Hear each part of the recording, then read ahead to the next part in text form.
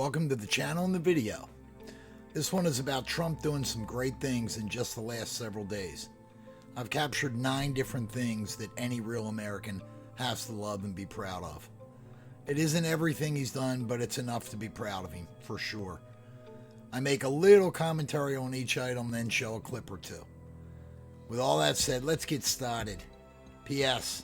I might use some profanity, but I'll try and keep it to a minimum. Enjoy. I wanted to show a couple pictures that represent the difference between two sides of this country. The first image is Minneapolis with anarchy, riots, things being burnt down, people being beat up. It's terrible. And then the second image, that happened essentially the same day, is NASA taking astronauts back to the ISS for the first time in, I think, 9 years. That's a great accomplishment. And you can see the stark diversity between the left and the right, really. 10, 9, 8, 7, 6, 5, 4, 3, 2, 1, 0. Ignition. Liftoff of the Falcon 9 and Crew Dragon. Good NASA, good SpaceX. Godspeed, Spot and Dog. America has launched. So rises the new era of American spaceflight and witness the ambitions of it. What did you think? It's incredible. The technology, the power. And I'm so proud of the people at NASA, all the people that work together, public and private. And when you see a site like that, it's incredible. The power of that machine and the danger, no matter how you figure. When you hear that sound and you hear all of that, the roar, you can imagine how dangerous it is when you feel the shake. And we're very far away, but you feel the shake over here. It's pretty amazing. A beautiful sight, a beautiful ship too. That's really a beauty. Considered a beauty. I would say it's a beauty.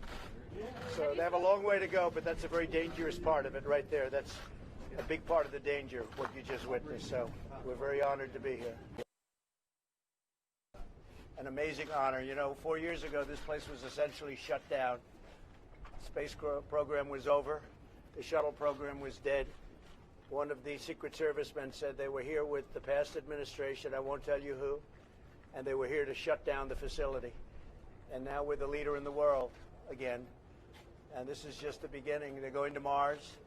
They go to the moon, but they go to the moon in order to go to Mars. It's a platform. Jim, would you say that's a correct statement? That's right. Jim, I want to congratulate you. I want to congratulate the Vice President. Incredible job. He did great with this. He thanked everybody, gave everybody kudos and positive comments. And then, of course, he couldn't help but take a dig at Obama's administration, which absolutely deserves it for pretty much everything. But certainly this, NASA and what he did to it. So good on Trump once again. This is him at his best.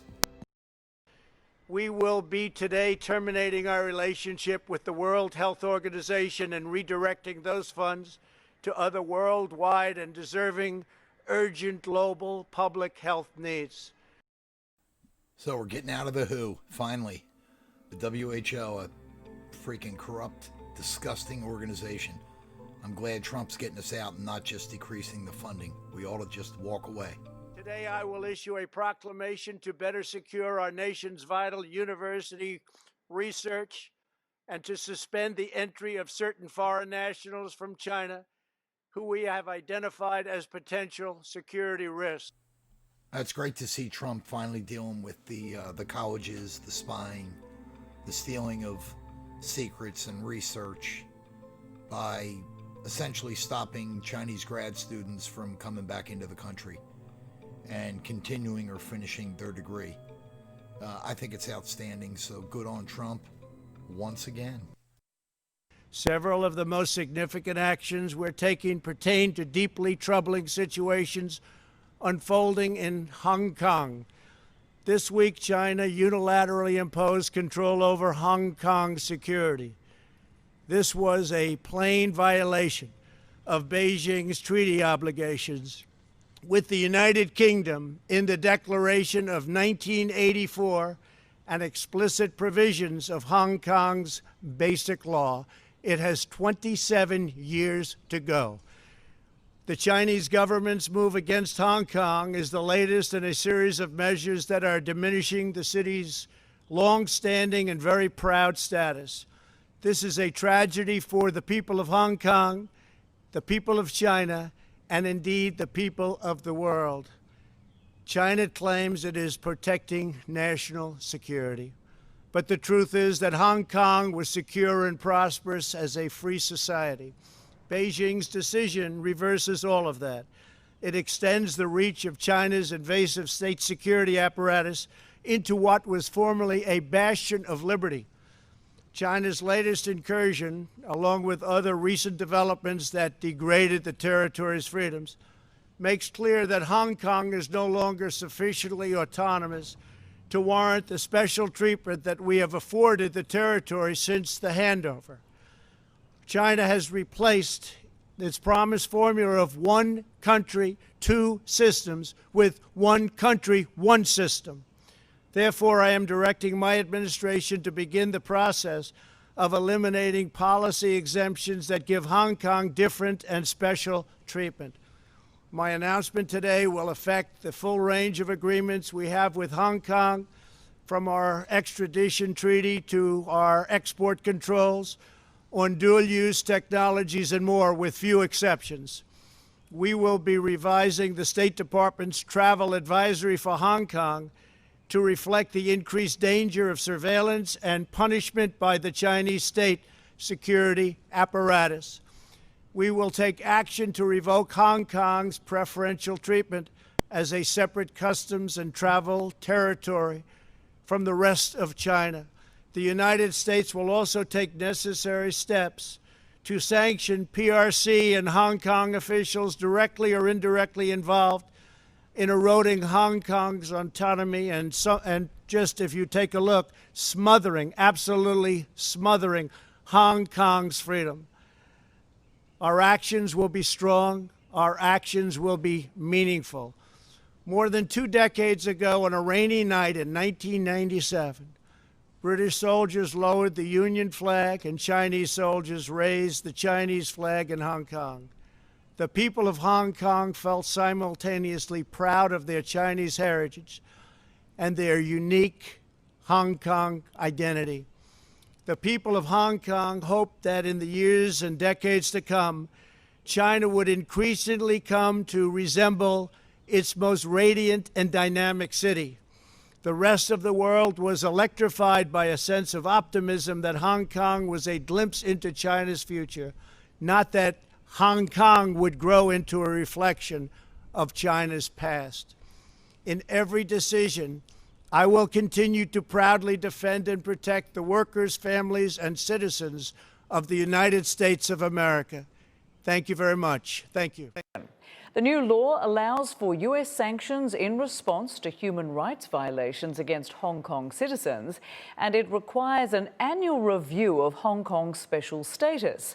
But the U.S. president said he won't enforce parts of the law where it interferes with U.S. foreign policy. We get the latest now from CNN.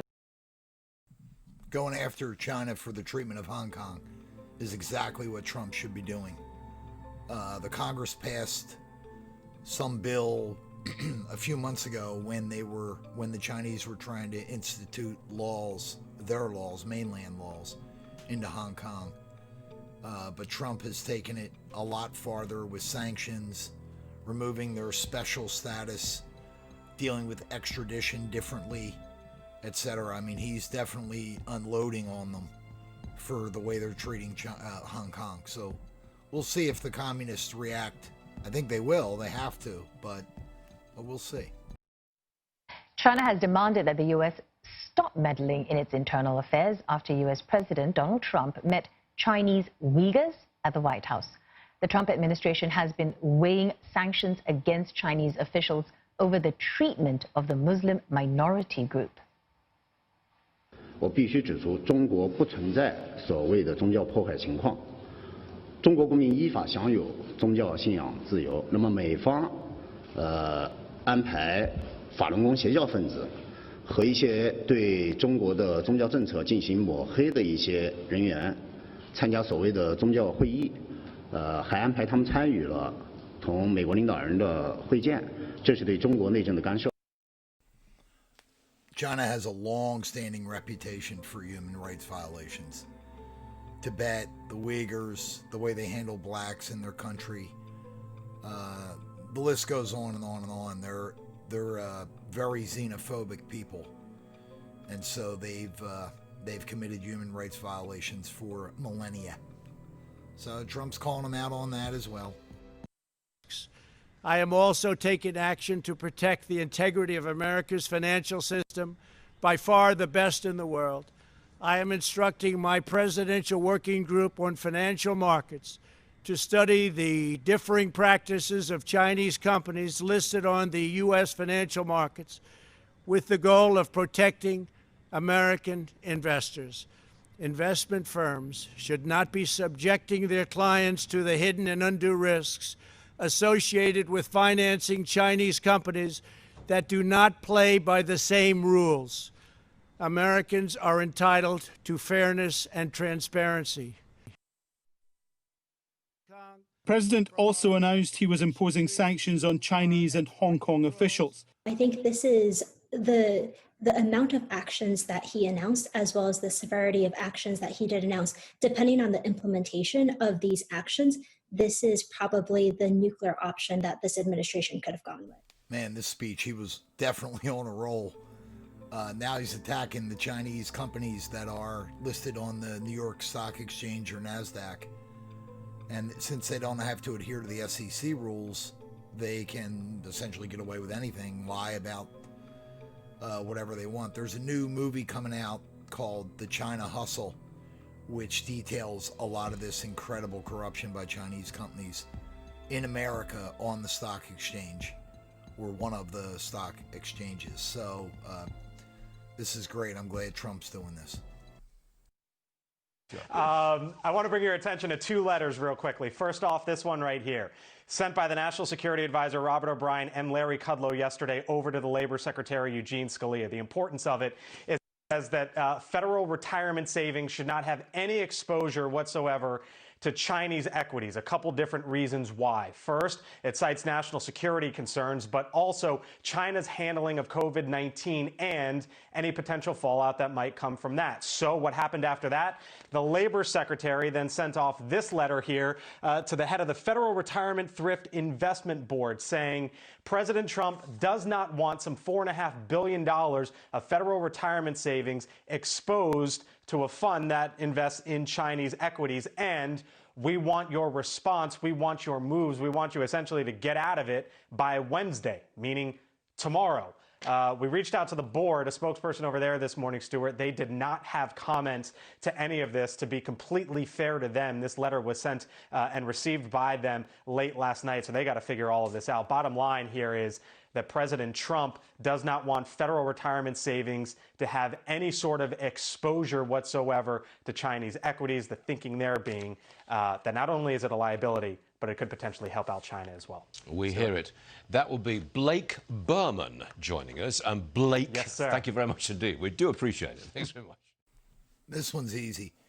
He basically stopped all federally funded retirement, pension, retirement savings funds to no longer invest in China via companies, via mutual funds, via ETFs, exchange traded funds. Basically stop investing any of your assets into China.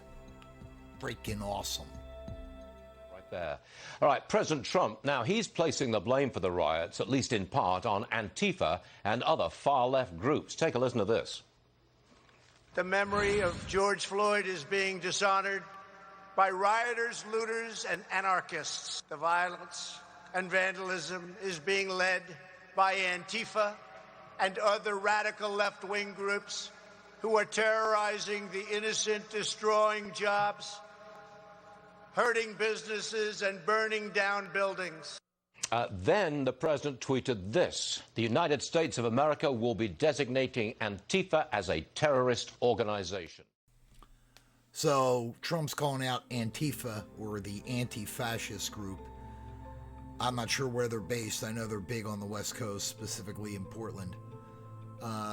This is the left, extreme left group that beats up old people and beats up kids and girls. They're just awful. So I'm glad to see him define them as a terrorist group. So the two images, the first is the Antifa guys and girls and transgenders, etc.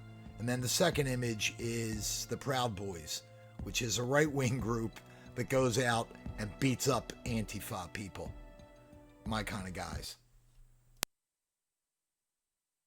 My analysis, at least. Now, moving on to the United States, we're in an interesting situation now where different social media platforms are being called out for political-based censorship.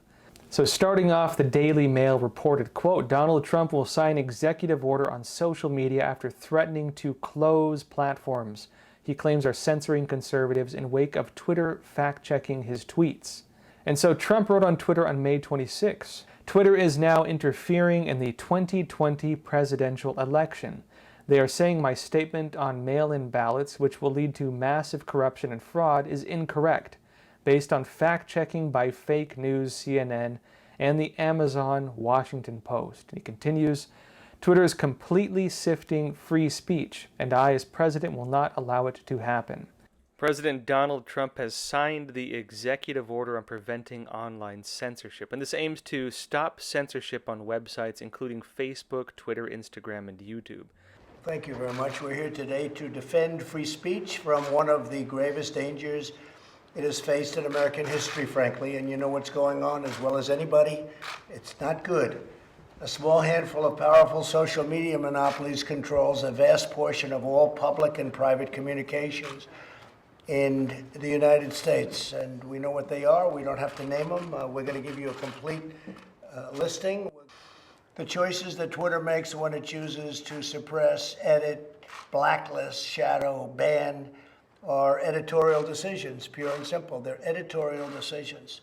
In those moments, Twitter ceases to be a neutral public platform and they become an editor with a viewpoint.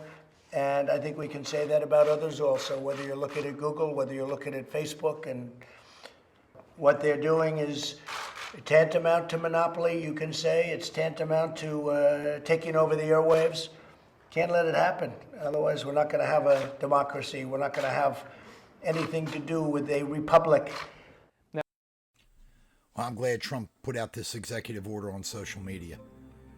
Twitter, Facebook, specifically YouTube, have been a problem for, 4 years, since before the election.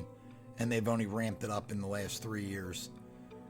It's obvious if you look at your YouTube suggestions, they're all, mainstream media, basically. CNN, Fox, MSNBC, CBS, NBC, etc. And the social media is just pushing the mainstream narrative. They're working cooperatively. So I'm glad he did this. Now let's see them change their status so that they don't get this ridiculous privilege they should have never have gotten. But leave it to Congress. They'll fuck anything up. All right, that's it. Hey, everybody. Well, that's it. Thanks for watching. Remember to subscribe and hit the bell for notifications on any new content I upload. Please comment, good or bad, questions, thoughts, ideas, whatever. Hit the thumbs up or down, depending on how you feel. It feeds the algorithm. And I'll see you next time, because I am out of here.